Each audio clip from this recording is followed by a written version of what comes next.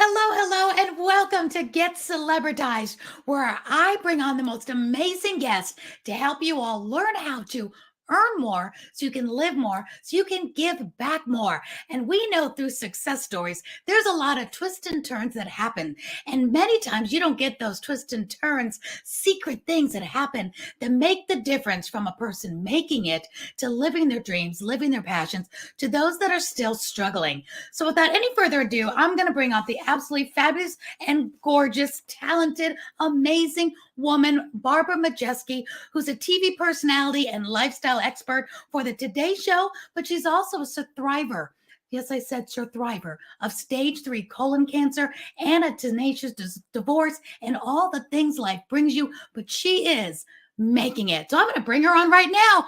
Barbara, come on up and welcome to Get Celebritized. Yes, I love it. Thank you for having me. I've been looking forward to this conversation. I'm a big fan of yours. Oh, right back at you. I'm a huge fan of yours, Barbara. You have really made your way in social media. You're an influencer and an influencer of hope. And you've started a podcast and some challenges to help people make it through. So what most people may not know yet, because they might be hearing you now for the first time, let's jump into how do you go from stage 3 colon cancer, a divorce, which I think you might still be struggling through, and have been there, done that, no fun, to having your own dream segment on the Today Show. There had to have been some steps in between here. So talk to us about how you made that dream come true. So what's so interesting is I've wanted to be in television for my whole life. Like as a little girl, everybody else is playing dolls and dress ups, and I want to be like Vanna White or somebody else, just anybody on TV. And I remember hearing about Regis Philbin, and I don't know if you know anything about him, but he started his career much later. But anywho, that's another story. So I love Regis. I love Reg.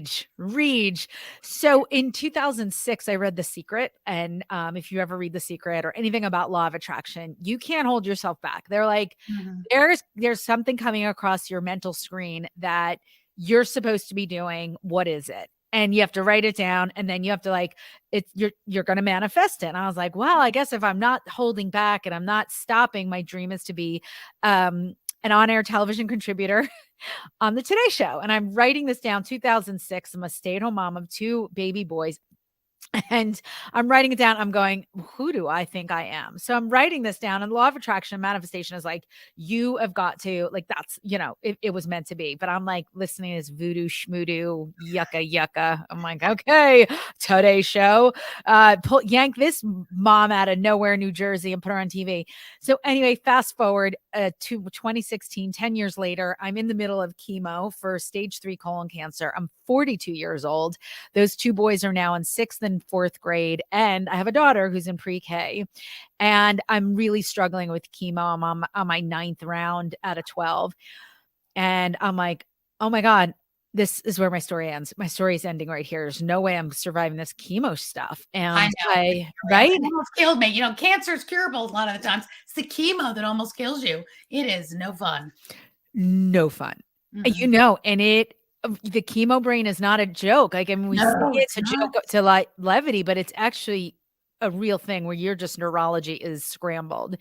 And I couldn't believe at 42, I was like, oh my God, every chapter that's ever going to be written about me is in the books. The story is going to be closed.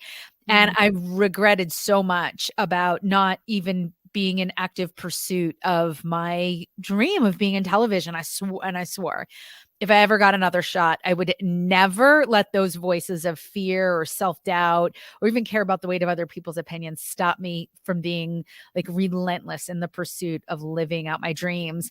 And that's just what I did. I survived cancer, and I was like, all right, Babs, you made a vow. You'd never play small again. And TV's your thing. So I'd rather fail in trying than fail to try. And absolutely. And Barbara, I'm so glad you're saying this too, only because I hate that, I had the similar experience when you're faced with death or faced with cancer, then you get that, aha, let's not waste any more time. And I know you and I have a similar message of hope. Don't wait for that day to happen. Make it happen now. Don't wait to go through what you and I went through. Oh, it's chemo. I might not make my next birthday. So keep on going because you had this great dream, but took that to say, okay, we're not promised tomorrow. So Well, good for you. Araya, I think what's so important in that is, is reverse engineering of like what you want and then the voices that stop you from getting in pursuit. And whether it's like, oh my God, what is everybody going to say? Or I don't think I'm good enough. You don't get to decide any of that. First of all, you have no jurisdiction of what anybody says. They're going to judge you. You might as well just give them something to judge you about. And 99.9% of the time, they aren't even thinking about you. And if they are, it's because they don't have a whole lot going on. So give them something to get in the arena. Get in the arena, get marred, get dirty, just get in the game. Or you look at yourself, and what are, that was like, you have to listen to these voices of self-doubt or, all the obstacles that you're like, oh, well, I have this going on. I have that going on. Yeah, you're supposed to live your best life. God, your universe, your guardian angels, whoever you subscribe to. You're supposed to live a really great life, and life is precious, and you're supposed to be uncomfortable at times and fail to success, feel the fear, do it anyway. And Barbara, you said something profound. I just heard of one thing you said. You're hardest on yourself. And I believe, especially as women, we can talk ourselves down better than any troll on the internet could. And so we need to stop talking ourselves down. Know that there'll be trolls out there no matter what we do, but we just got to, like you said, get in the arena, fail forward to success. And they're not saying half the bad things about you that you're already trying to say to yourself. So you be the most positive person in your life. Talk yourself into it. And what's the worst that'll happen? You could succeed beyond your wildest dreams. And Barbara, here you are.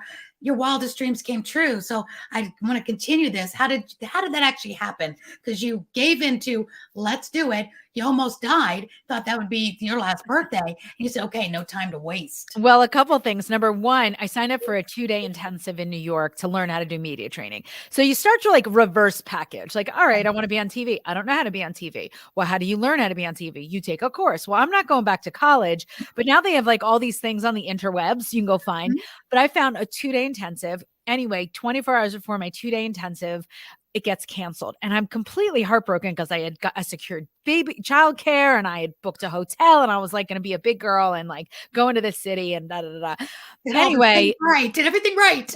I did everything right. But this is where I hope somebody hears what I'm saying is sometimes it's not a rejection, it's a redirection because so I was like kicking rocks, but I was like, all right, well, what's next? Like I'm waiting for her to do another 2-day intensive. And in the process, this woman, Amy Rosenblum, you can find her on Instagram, came across my Instagram and she was a media trainer. And it took me like a month to call her because she was such a big deal. I was like, oh my God, she's going to laugh at me. And then I had to hear my voice again of like, oh my God, she's going to laugh at me. Well, you don't know until you go, I was like, oh, okay, I better just, what do I care? It's just so many things. I share this with the hope that somebody else takes inventory of the bullshit that runs in your brain. Like it's either supporting you or it's sabotaging you. So and how did you meet Amy though? So is that the one that was going to do the media training but got canceled? No, it was a totally different woman. How did you meet her? Because my viewers love to know, okay, who's this Amy? How'd you get connected with her? So I found her on Instagram. So I had found her on Instagram, but I felt silly. So I wrote her name down and she kept coming across my news feed. And I was like, who's this one? But it took me 6 weeks to call her because of the stupid cassette tape in my head that not only needs to be ejected, but the whole damn machine needs to be thrown in the garb. And looking back, I realized, oh my God, it took me so long to call her because I was so afraid of what she would think, or I would be laughed at because I was like, hi, I found you on Instagram. We're not of that age, Aurea. Right. Like you call people out of the yellow pages, you go into the newspaper, your father's friend of an uncle's. Introductions was a big thing in our day. Somebody would introduce you to someone. It's who you know, who you knew. Now you really can make these connections on social media. So good for you for jumping into the new pool, the new wave. 6 weeks or 6 months isn't that long. It could have taken you 6 years. So it didn't. So give yourself some credit for that. Well, I share it because we don't realize the crap that we tell ourselves until we start listening to the crap we tell ourselves. And there's just so many elements to that because I called her and she Googled me while we're on the phone. And mind you, I'd never done TV. She goes, but wait, I see that you've done public speaking because I had gotten a humanitarian award. serendipitously enough, and this is where the universe doesn't reject you, it redirects you. I love that thing. Serendipitously enough, I go in to meet her the next week. We're talking like an hour intake interview. I can train you. She goes, I really like you and I love your story and I want to help you. She's like, if I train you to do lifestyle and entertainment, would you do shows on the Today Show? Oh my gosh. I love that. Okay, so maybe we'll see if I have time. Yeah, I'm like, okay. So here's the land of that plane. Okay. The law of attraction is pretty real deal, but without the right mindset and right action, you're not going to manifest anything. It's like reading a book on how to get pregnant and expecting to have a baby. Like you have to take action. Okay. Thank you. I love that. That's my new tagline because I think it lands with everyone. They're like, oh, really you're does. right. You cannot read a book on how to make a baby and get pregnant. It just makes sense. It's the same thing. To know. Take action. So action is the moral of that one right there. So now she's saying, okay, how would you like to be on today's show? What's going through your mind? I'm like, I better learn things fast. I'm like, I've never been on TV. I don't know. What's I love your attitude, Barbara. Instead of saying, no, I can't do that, I'm not qualified. Like, I better learn how to do that. Mm-hmm. Again, good for you, Barbara. You said, find a way, make a way. I can learn. Being teachable and coachable. I know you coach now in arenas as well. And it's so important. Don't think about all the things you're not and what you're not right now. Say, all right, I can learn. Can you teach me? That is such a great lesson in that. And be okay with not being like, you're not supposed to grab the bat, get up to, home plate, swing the bat and hit the fences.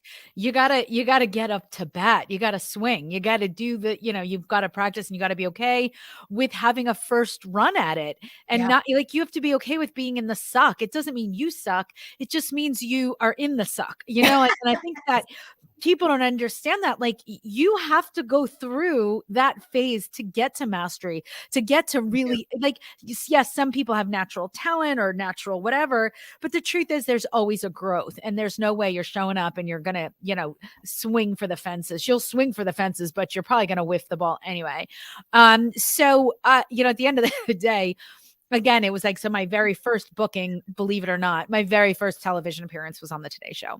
I love that. I love that so much because you're giving people so much hope that their biggest dream could come true. And it doesn't have to be the last thing on their agenda. Could be the very first door that opens.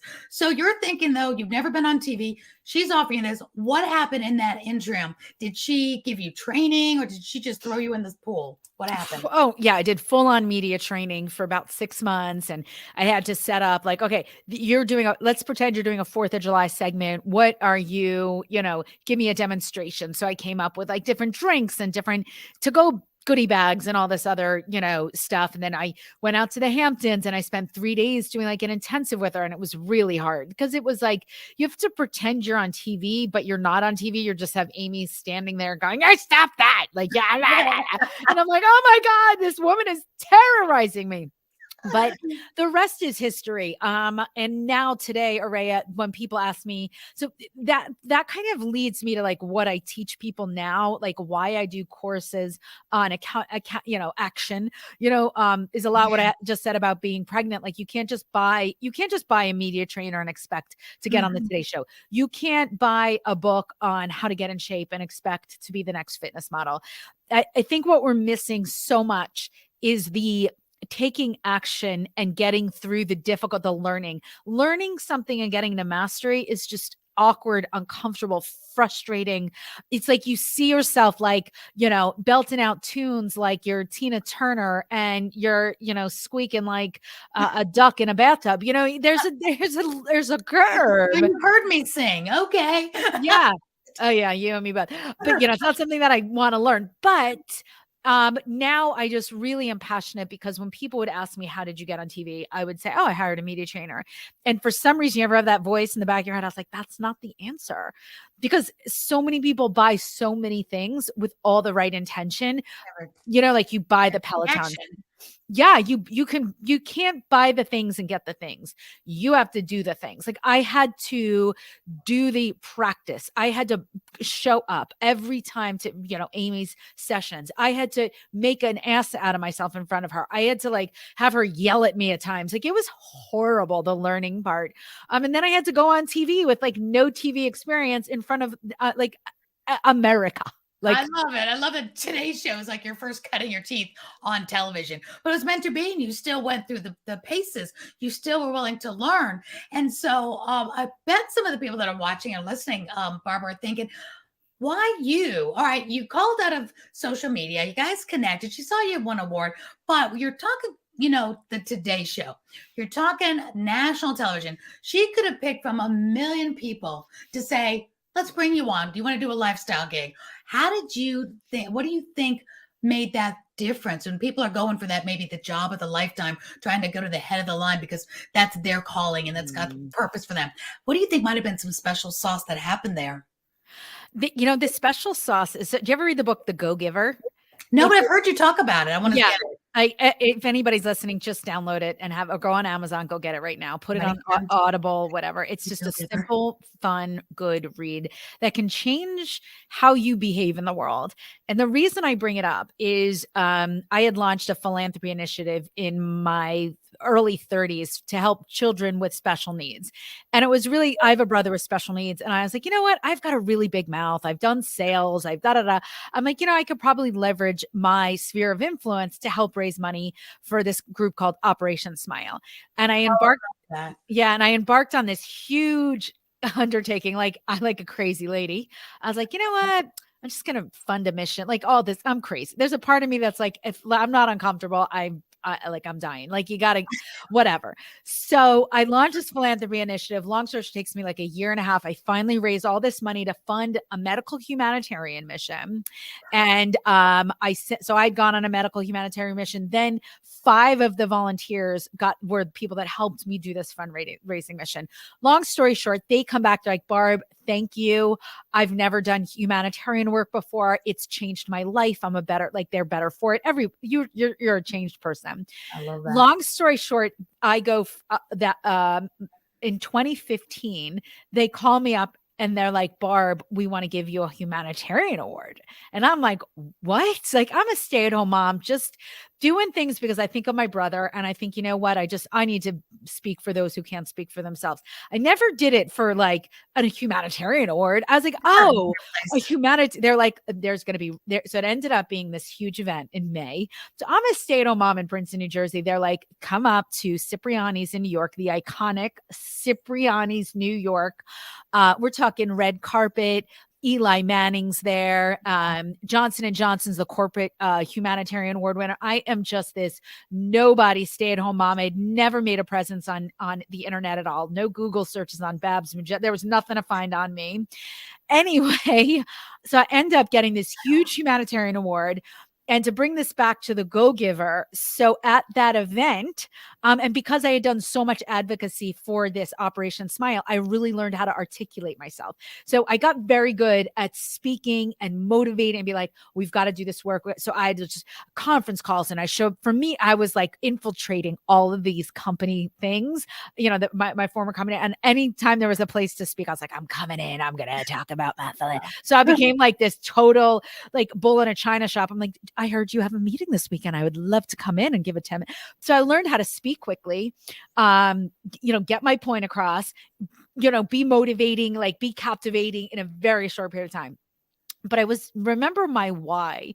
I'm doing this because I want to help fund another mission to support these children with cleft lips and cleft palates. Mm-hmm. So fast forward when Amy Rosenblum is on the phone with me and she gets hundreds of calls a day for people to do media training and thousands of people every year. They're like, put me on the Today Show, put me on the Today Show. Uh-huh. And yucca, stay-at-home mom, Princeton, New Jersey, nobody's heard of me.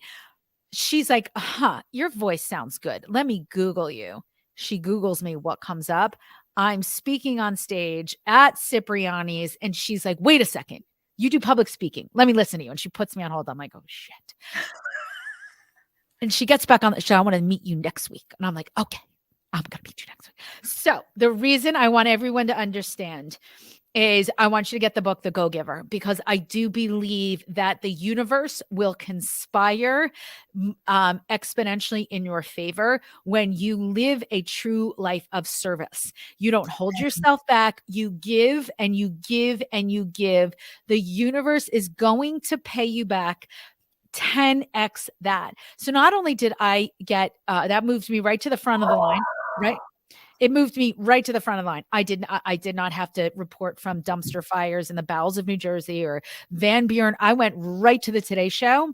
The other thing is when I got diagnosed with stage 3 colon cancer, I had gotten that award next to Johnson & Johnson, and Alex Gorsky, the CEO of Johnson & Johnson, was up there. There's pictures of us together. When I got diagnosed, his assistant Danielle called and she said, Alex Gorsky is putting his full weight behind whatever you need. Johnson and Johnson has your back. I had to live. I was like, I have, if Johnson & Johnson has my back, I am going to be okay. But it just like there's so much serendipity. So I want any listener to hear that of like, you're probably holding yourself back. You think, you don't want somebody to steal your idea, or you're scared to help somebody or whatever. I'm going to tell you, take that off, live out loud, be the highest, best expression of yourself, and give with all your heart and leave it out in the universe. Leave it all out on the universe. Be a good person. And I'll only share this, and I can talk a lot. I had a lot of coffee, but I will. When the other thing that also took place when I was going through cancer, so many people showed up. And what I realized being on the receiving end, there wasn't a single act of kindness that was lost on me. Like if you feel like somebody is hurting or somebody is going through something difficult, you're like, I don't know if I want to be, I don't know what to do. I don't know what to do. Don't do nothing. Any act of love and kindness is an energy, and just lead with good energy. One person did not reach out to me who was a very close family member, and it was very bizarre. And I was like, does she know I have cancer? And like, I've got 3 babies that I'm sure, oh, well, they don't want to bother you. I want everyone to understand you're never a bother when your intention is love, and don't worry about anybody else's interpretation of it. That's not your job. You cannot control that. You just do things. I'm trying to encourage more people to be like acts of love, acts of kindness, just. That's a big question, Barbara, too, that you brought up, because I know, like, I escaped domestic violence. I've had cancer. We have things to go through. And there's people in our life that going backwards say, I didn't know what to do. I didn't know what to say. So it's so good that you bring that up. Sometimes it's just a card. Remember the old-fashioned cards? Leave a card in the mail thinking of you if you need anything, because there's different personality types. Some like you and me, we'll get in there. What do you need? I'm bringing you dinner. And we'll do that. Other people are just as good friends, but they don't know what to do. So just lead with love. I love that you said that, Barbara, so much. And small acts of kindness are sufficient. A text, an emoji, like anything it's like this energy through the universe of love and kindness, and you can't control the other person. If the other person's going to intercept I don't know if that's the right word, intercept, I don't know. Interpret. Yeah, interpret. That's right. Interpret your act of kindness for anything other than what it is. That's a reflection on their own internal terrain that is maybe a little toxic. And don't worry about that. You just lead your life at the highest expression of yourself and lead with love. And the universe is going to come back at you with the Today Show. There you go.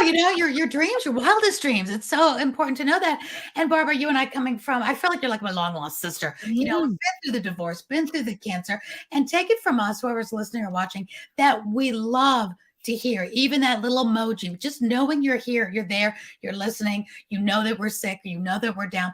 We do that now for other people. Just here for you. Sometimes it's a heart. Sometimes you'll go and watch them on social media now, which I didn't have back when I had cancer, but just that that love. And we see them all.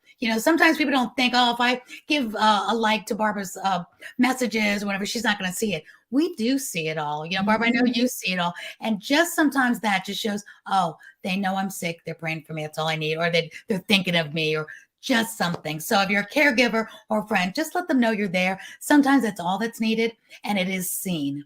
So, which was going to bring me to one of those questions, that who was with you during this time that was that BBF, I call them that best friend forever, that no matter what was there. And then who wasn't there that maybe you thought, and you don't have to say names, but was there somebody that was there that you didn't think was even part of that close circle, but surprised you being there by your side during some of these tough times? Everybody counted. I had a community of friends. It was nonstop. So for me, exercise, walking, they say walking is really good for chemo. Yeah. And I was like, all right, all I control is how I handle this process. Then I'm going to stack my deck by doing all the right things. So I had a lot of friends. So instead of bringing over casseroles, I was like, I'd like for somebody to come over and go for a walk with me. And I had chemo from January to June. So Oh, I was in the dead of winter. oh my gosh, surprised you could walk. It was Oh, I had days. I had yeah. days. I had my friend Jill. My friends from high school showed up strong. Nice. Yeah, I had a very Nice. strong high school. They surprised me, came in from California, like, and it was just so nice. And then just my friend Jill from high school lived around the corner, and she just was very consistent with walking with me. She knew how much it was hard to get me out the door. But once Yeah. I was moving, I felt like I was metabolizing the chemo, and I was like I just felt like I was doing something as opposed to festering in my poisons laying on my couch. So Yeah. it was just a community overall. And I'm glad. I'm glad. yeah. I definitely want to take you up on a part two of this because I have so many more things to dive in for you, Barbara, because you're such a woman of hope and you're on the same page I am. My viewers and my listeners so need to hear more from you. So we're going to do a part two because I know we have a hard stop in just about 4 minutes.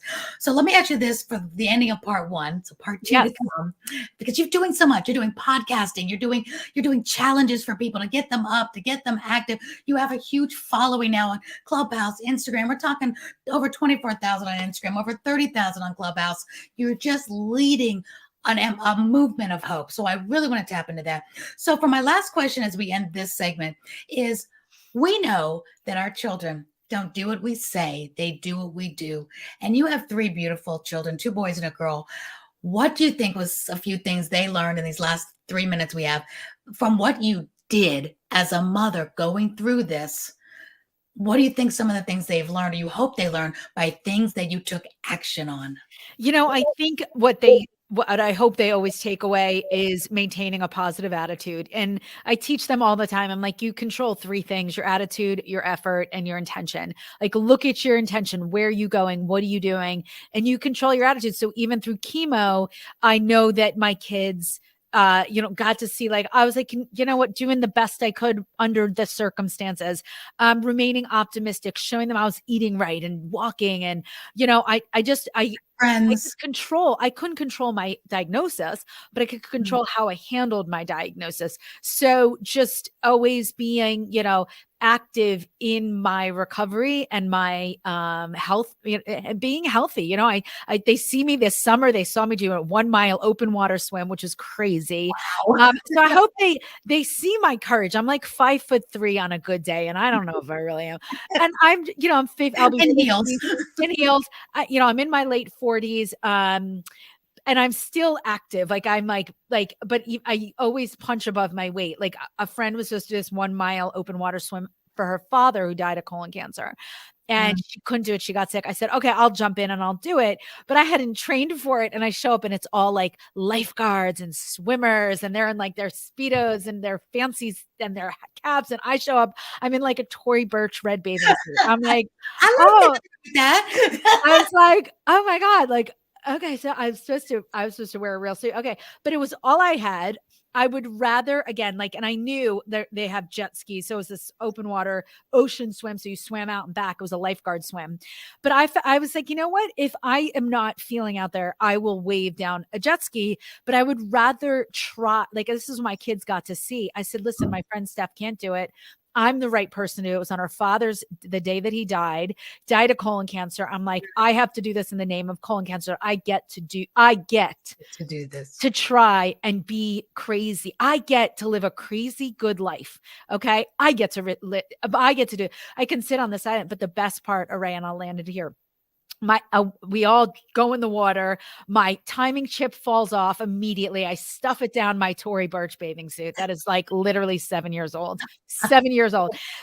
So it's loose and a big mess. So I stuff the timing chip. So now I'm dead last. I don't care if I'm last, but my kids are like, oh my God, what's going on? So 10 minutes into the race, a woman starts swimming back and they can't tell who it is. So my kids are like, oh, mama's coming back. And they're like, oh, well, at least she got out there. I have 3 kids. At least she got out there. And they're saying all these things. I hear this later on. And this woman gets out and they're like, oh my God, that's not mom. Like, as of course it would have been me to come back. I was not the and they were like, oh my God, mom is still out there. Mom is still out there. Mom is out there. And then they see me. This takes like, I guess it's like a 40-minute swim or whatever. And all of a sudden they see me. Now I've drifted to Uganda, but I'm down the beach. They see me running up the beach and I can see my kids going batshit crazy, jumping up and down. They're flapping their arms. They're like, mama's coming. Like, I was like, of course I'm coming.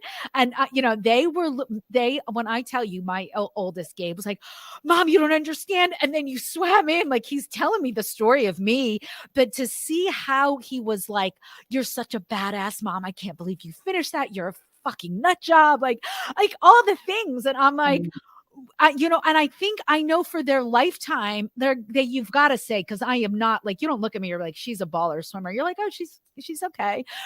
The rest of their life, if mom can go out there and do an open water lifeguard swim, then I can do X, Y, and Z. So in a Tory Burch bathing suit. In a Tory Burch bathing suit with a timing chip stuffed down there. Anything's possible.